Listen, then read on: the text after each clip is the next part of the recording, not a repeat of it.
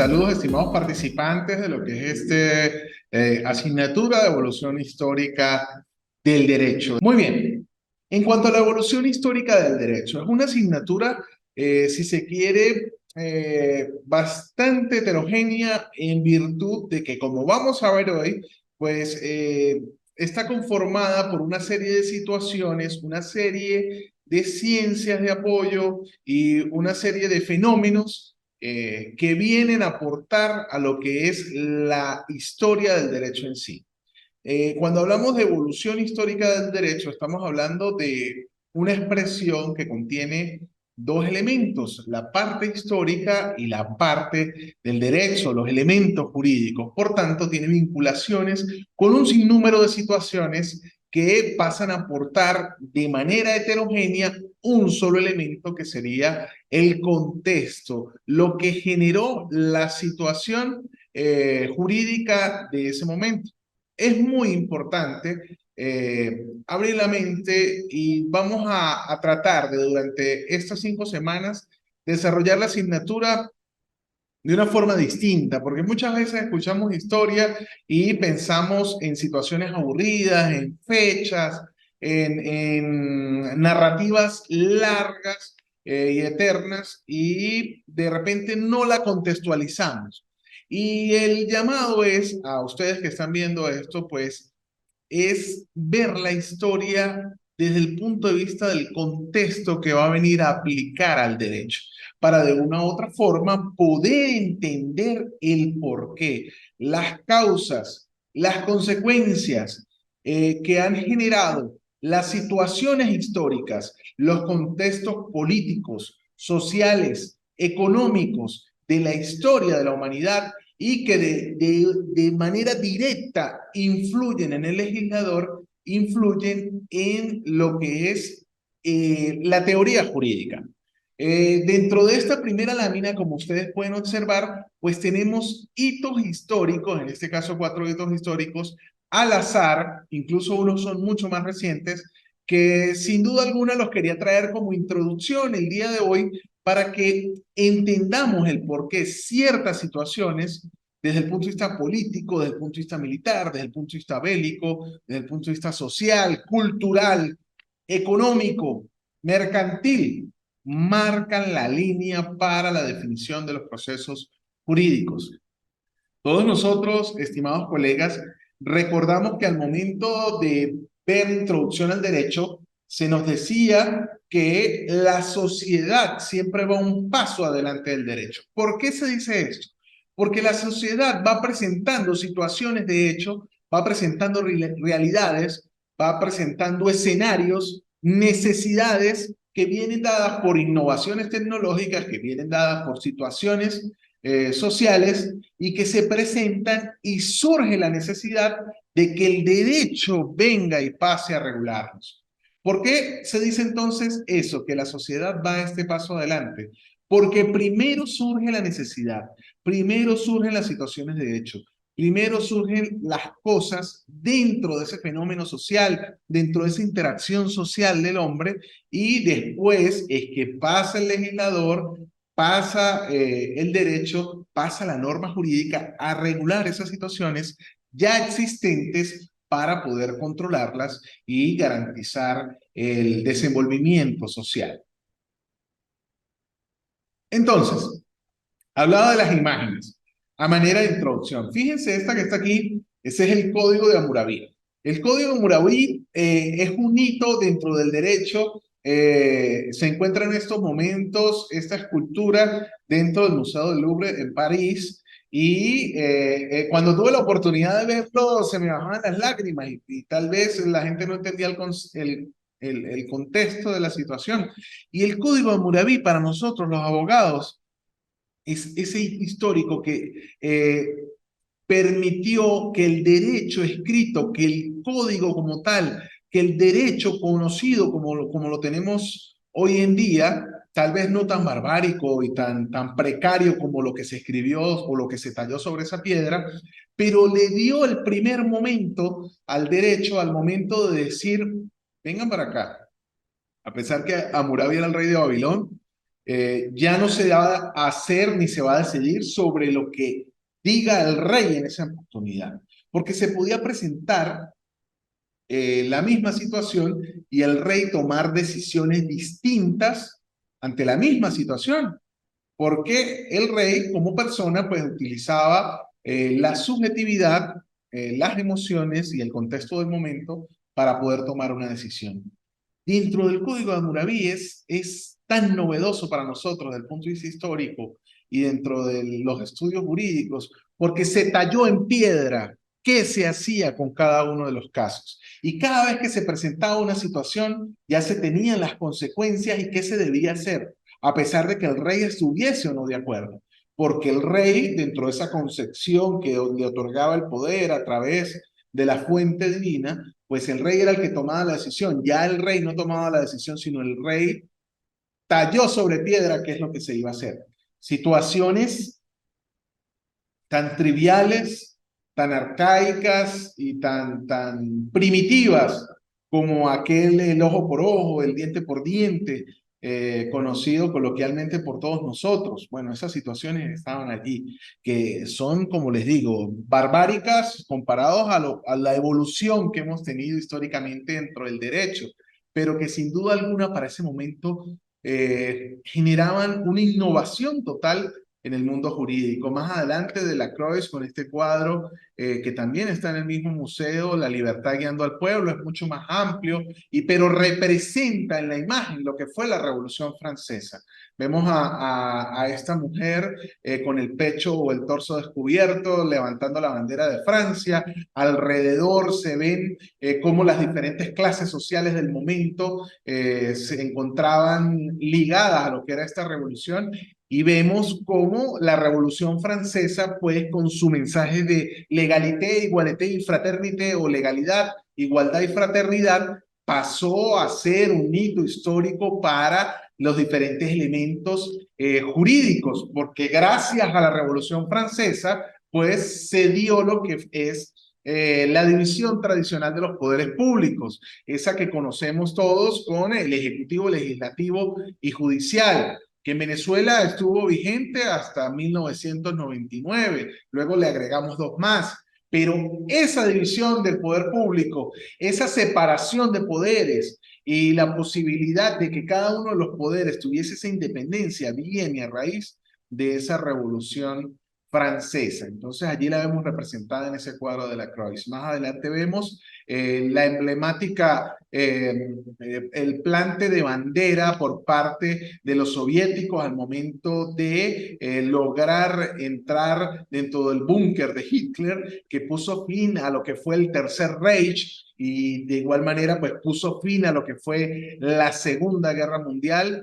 Esa Segunda Guerra Mundial originada luego de la invasión de Alemania a Polonia y todo lo que generó desde el punto de vista de la humanidad en cuanto, no tanto desde el punto de vista bélico, sino desde el punto de vista humano y todo lo que se conoció tristemente como la operación final y la solución final, que no era otra cosa sino lo que conocemos hoy en día como el Holocausto judío y el asesinato vil, cruel, de más de 8 millones de personas, de seres humanos, tan solo por no pertenecer a una religión, no ser de un grupo étnico que era el que tenía el poder político en esa oportunidad. Y en ese régimen del Tercer Reich, no tan solo se persiguieron los judíos, se persiguieron los homosexuales, se persiguieron los gitanos, se persiguieron los extranjeros, se persiguió una serie de seres humanos y se les dio un tratamiento de exterminio. Y mientras se podía utilizar y sacarle provecho, pues lo hicieron. Ya todos ustedes conocen esta historia, pero ¿cuántas de estas situaciones no dieron origen a derechos que tenemos hoy en día? No quiero decir que gracias a esto, pero derivado de esta época oscura para la humanidad, pues surgieron, cuidado que está temblando. Ok, surgieron situaciones que dieron piso, que dieron pie a lo que hoy conocemos como los derechos humanos en sus diferentes generaciones. pero luego de las atrocidades que se descubrieron dentro de los campos de concentración, campos de exterminio, que eran cosas diferentes, o los campos mixtos, donde había concentración y había campos de exterminio. Dentro de estos campos de exterminio, como Auschwitz, por ejemplo, y disculpen si lo nombro mal, pero dieron origen a que el hombre se pusiese de acuerdo, los diferentes países se pusieron de acuerdo y se generara en esa oportunidad, como les decía, la Declaración Universal de los Derechos del Hombre, porque así se llamó en el momento de su creación, hombre entendido como el ser humano, incluyendo los dos sexos, hombre y mujer.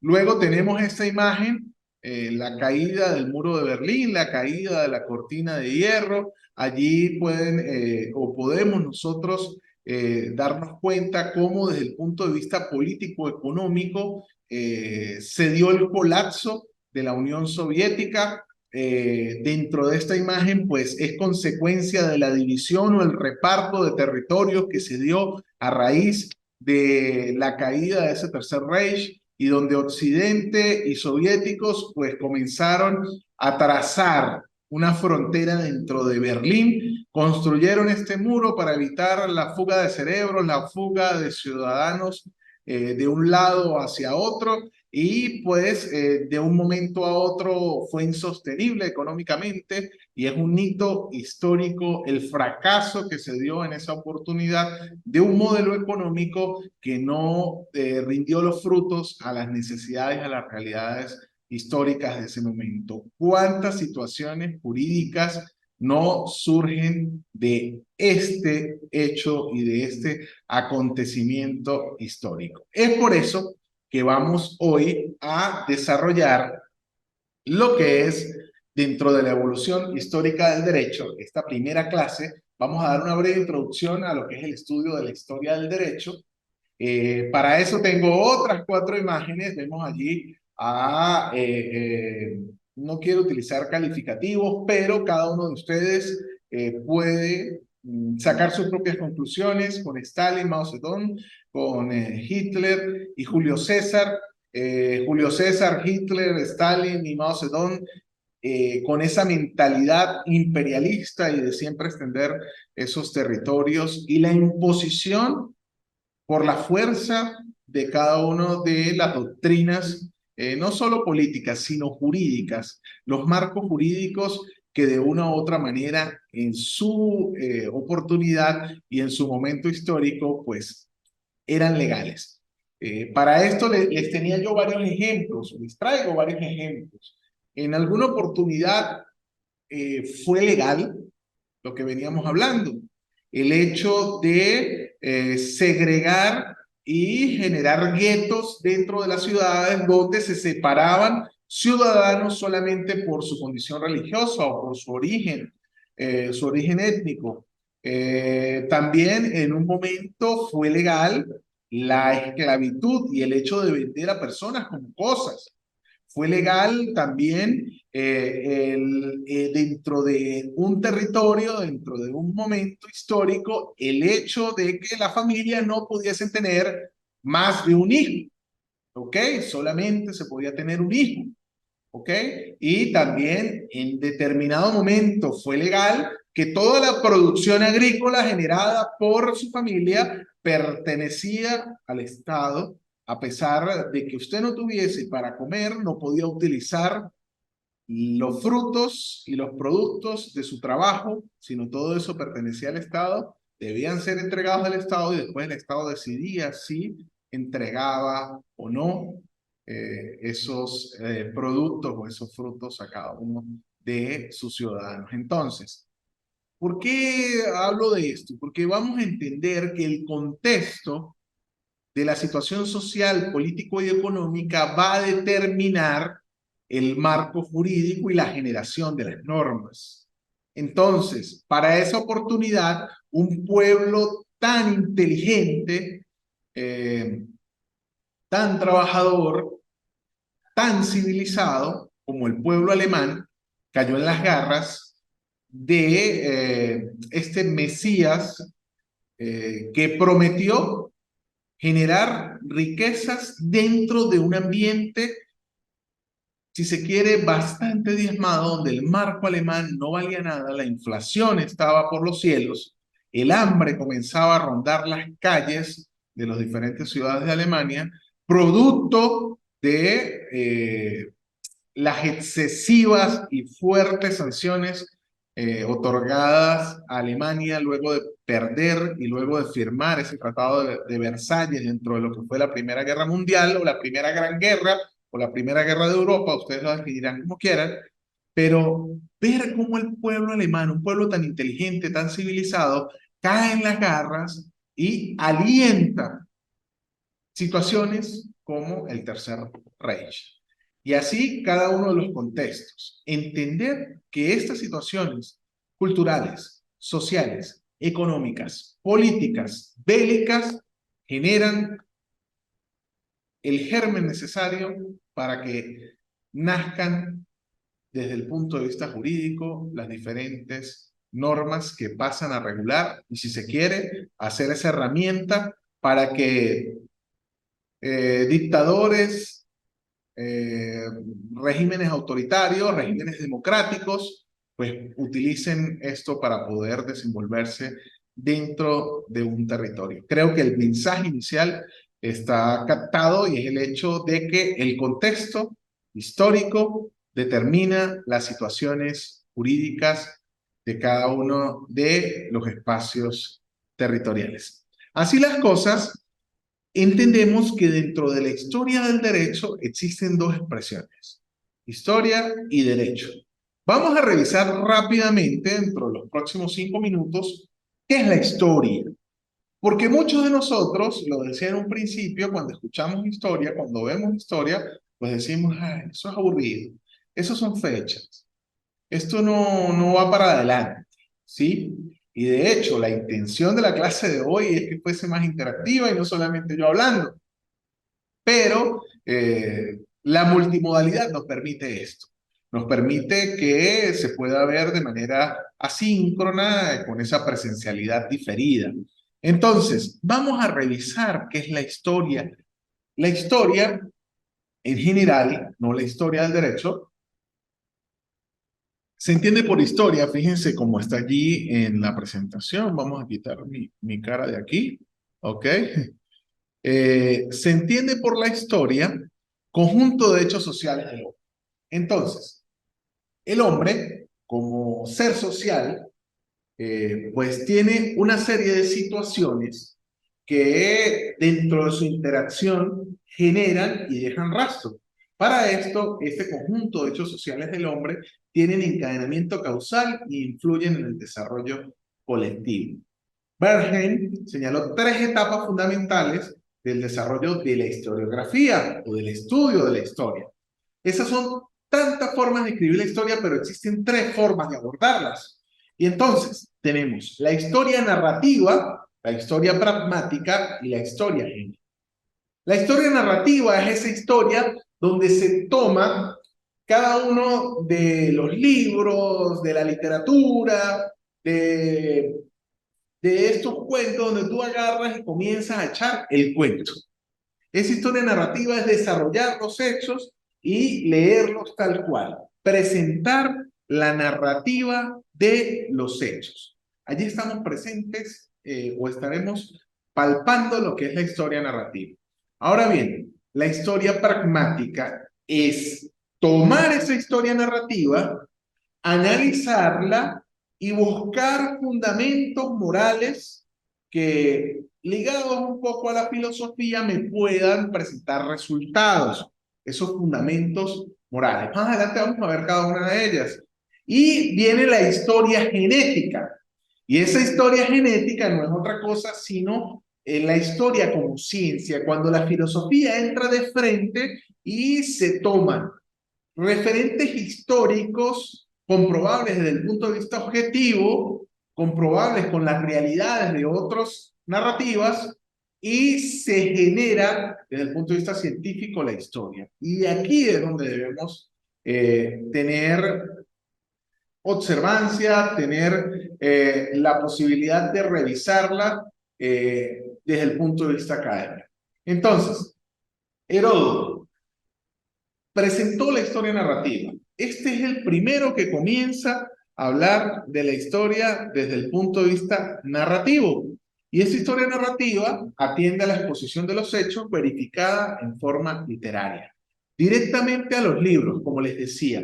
Vamos a revisar directamente los libros y teniendo en cuenta esta narrativa que vemos aquí, solamente hacemos la lectura de los libros y damos por sentado lo que está allí. Tucídides y Polibio, ya ellos fueron los que comenzaron a desarrollar la historia desde el punto de vista pragmático. Y esta historia pragmática tiene como fin buscar las enseñanzas que me presentan las experiencias del pasado y de esta manera poder presentar ya ese relato histórico para poder generar esas situaciones o estas máximas morales. Es entender de las situaciones anteriores, es entender de las experiencias que hemos tenido como sociedad, poder presentarlas, poder vivir esas enseñanzas del pasado y poder sacar situaciones que me permitan educar, que me permitan evitar esas situaciones que ya pasaron. Voltaire pues ya habla de la historia desde el punto de vista, o la historia genética. Y esa historia genética es la que le da esa categoría de ciencia, fíjense. Ella estudia directamente los acontecimientos, entendiendo que esos acontecimientos son un todo orgánico, íntimamente ligados, cuya orientación o destino es necesario indagar atendiendo causas y finalidad del proceso histórico. Buscamos las causas y para nosotros poder buscar las causas, ¿nosotros qué hacemos? Estudiamos la narrativa, estudiamos la pragmática, contrastamos, comparamos, indagamos, verificamos con cada uno de los elementos literarios, con cada uno de esta narrativa, buscamos esas causas y buscamos la finalidad para poder contextualizar y entender lo que es ese proceso histórico. Pasamos así a lo que es el concepto de la historia del derecho. La historia del derecho viene a analizar el pasado desde el punto de vista jurídico. Ya revisamos qué es la historia en general, ¿ok? Vimos que hay tres formas de abordarla. Una forma echando el cuento, una forma buscando las experiencias y sacando máximas morales, y una tercera forma que no es otra cosa sino buscar las causas, el contexto y entender la finalidad de las situaciones que se dieron. Entendiendo la historia desde el punto de vista jurídico, ya pasamos entonces a analizar todo lo que es el contexto histórico, como decía en un principio, para llegar a entender el porqué de cada una de las normas que existieron en ese momento, entendiendo que no es un estudio estático y aislado de un código antiguo, estoy leyendo el material, o de una determinada institución ya muerta. No es agarrar el código de Hammurabi y leer solamente lo que está allí, ojo por ojo, diente por diente. No, es entender que Hammurabi se encontraba en Babilonia y que el rey necesitaba de una u otra forma modernizar desde el punto de vista legal y darle fortaleza y continuidad a lo que era su reino. Entonces, es el estudio dinámico de la idea del derecho y de sus realizaciones. Estudio dinámico, tan dinámico como el hombre, tan dinámico como las interacciones sociales que tiene ese fenómeno del hombre. ¿Okay? El derecho tiene fuera de su categoría filosófica el elemento de la cultura. Culturalmente, todas esas manifestaciones, todos esos fenómenos culturales van a aportar el porqué de las cosas dentro del derecho. Y este porqué de las cosas dentro del derecho viene a ser captado a través de la historia. Entonces, por eso es importante y por eso se relaciona la historia con el derecho. La historia del derecho nos muestra el esfuerzo de los pueblos por realizar el ideal de justicia. Entendiendo que ese ideal de justicia, ese concepto de justicia, ha ido mutando según cada una de las escuelas, según la realidad histórica y el contexto cultural que se dio dentro de cada uno de estos momentos históricos. También muestra el origen, desarrollo y rectificación de las instituciones jurídicas. ¿Cómo se originó el cheque? ¿Cómo se originó la familia? La familia que hoy en día entendemos nosotros dentro del derecho privado, dentro del punto de vista civil, no es la misma tratamiento o no es la misma institución jurídica que se dio dentro del derecho romano. Tenemos muchas raíces, sí, efectivamente, sería estúpido decir que no o negarlo, pero la institución de la familia eh, concebida desde el derecho romano es diferente a la que concebimos hoy en día. La figura del pater familia o el bonus pater familia o esa cabeza, ese patriarca que se encontraba dentro de esa figura de la familia en el derecho romano, no la conseguimos hoy en día, por lo menos dentro del ordenamiento jurídico, dentro de lo que es el derecho de familia. Lo mismo pasa con elementos como la institución del pago dentro del derecho privado, dentro de una forma de extinción de las obligaciones. Este pago ya se da por medios electrónicos, que tiene raíces dentro de lo que es el pago anterior o el pago físico, pero este pago por medios electrónicos responde a un contexto tecnológico, telemático, de las tecnologías de la información y las comunicaciones, responde a una necesidad de poder agilizar y adaptar las transacciones comerciales a una realidad tecnológica donde la inmediatez y la interconexión son el pan de cada día. Entonces, el origen de cada una de las instituciones jurídicas se estudia a través de la historia del derecho. El desarrollo se estudia a través de la historia del derecho. La rectificación o el mejoramiento, la adaptación a las necesidades se estudia a través de la historia del derecho. ¿Qué podemos decir nosotros, por ejemplo, de cómo nació el Estado?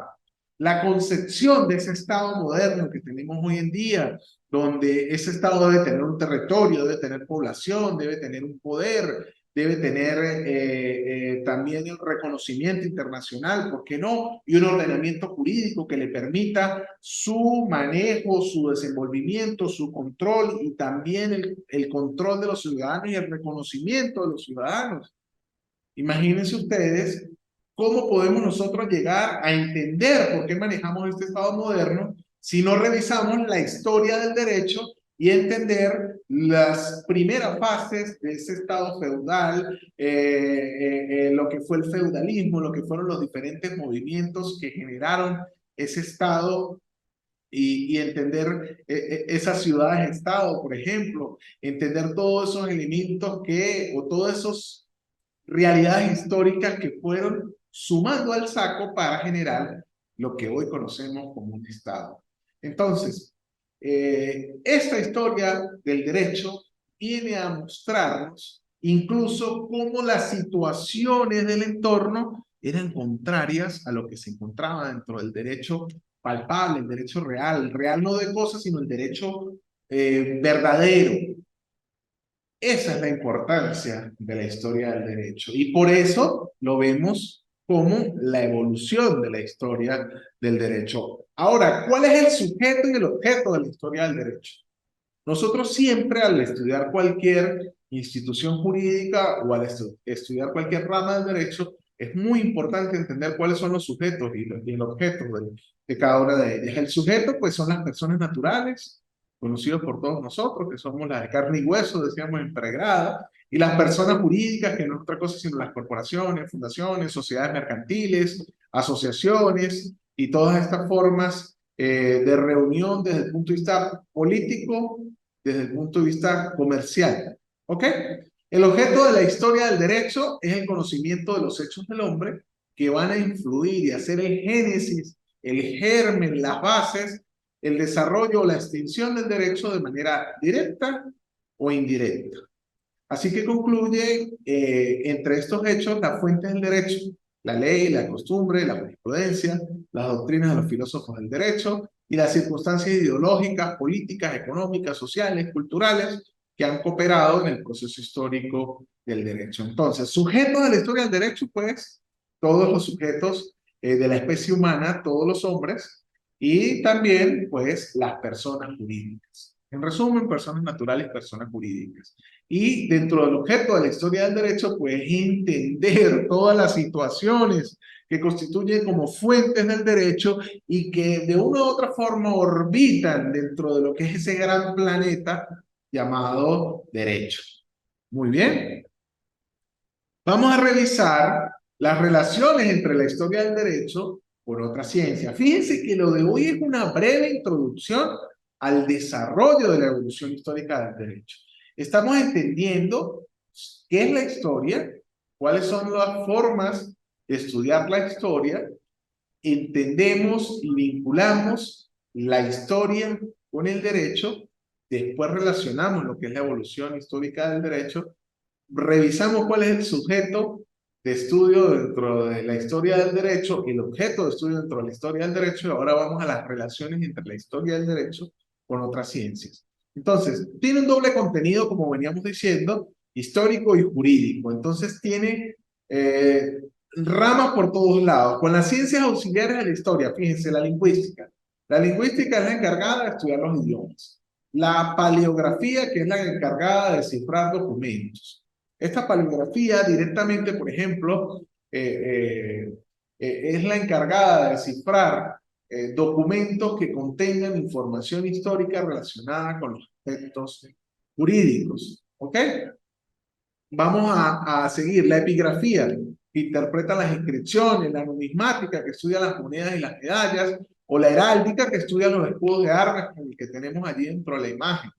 Todo esto viene a aportar a la historia y por tanto, de forma derivada y por interpretación extensiva, viene a aportar a lo que es la ciencia del derecho. Tiene además relación con las diversas historias especiales, la parte política, la historia social, la historia religiosa, la historia filosófica, la historia económica, la historia literaria. Entonces, fíjense que el abanico es amplio a la hora de historia del derecho.